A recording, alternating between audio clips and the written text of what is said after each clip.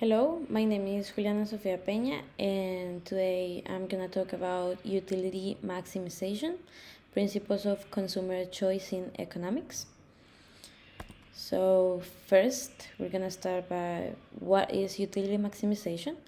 So, it's the idea that consumers want to get the most satisfaction or happiness, which we can call utility, from their purchases. So since our resources like time and money are limited, we need to make smart decisions about how to spend them to feel as satisfied as possible. Now, understanding utility maximization means recognizing that people have preferences and they also face constraints like prices and limited income. So when we make decisions, we're trying to balance what we want but also what we can afford. There's also a principle called the law of diminishing marginal utility.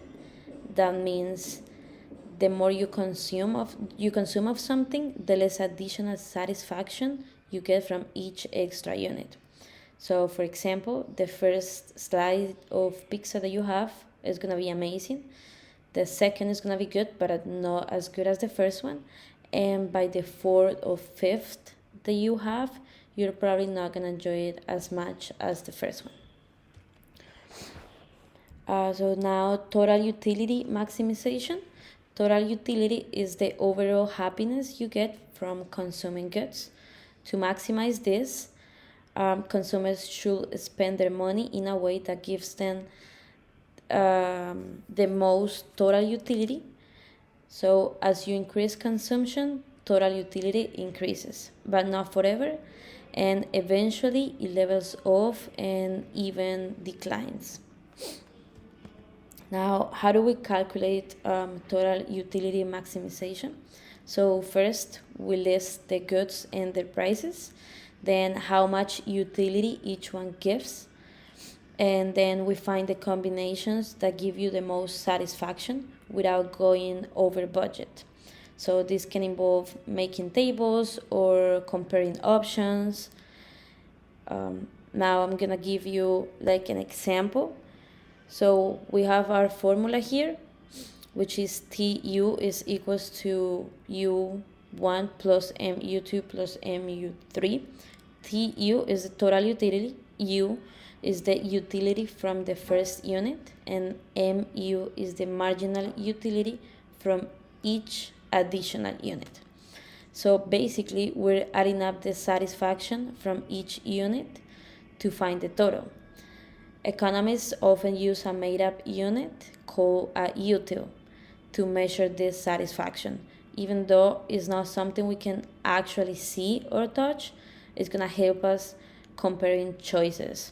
So for example, do I get one soda and two sandwiches, or do I get two sodas and one sandwich? So whichever combo gives you the highest total utility within your budget, it's the one you're probably gonna choose. And now from this table, so we can see that the first unit gives us 10 utils.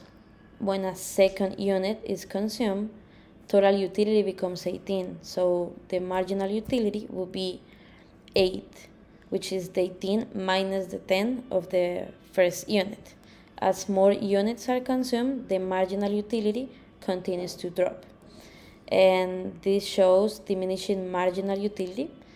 And the total utility here will be the 10 plus the 8 plus the 6 from the third unit plus the 4 from the fourth unit, which give us 28 utils.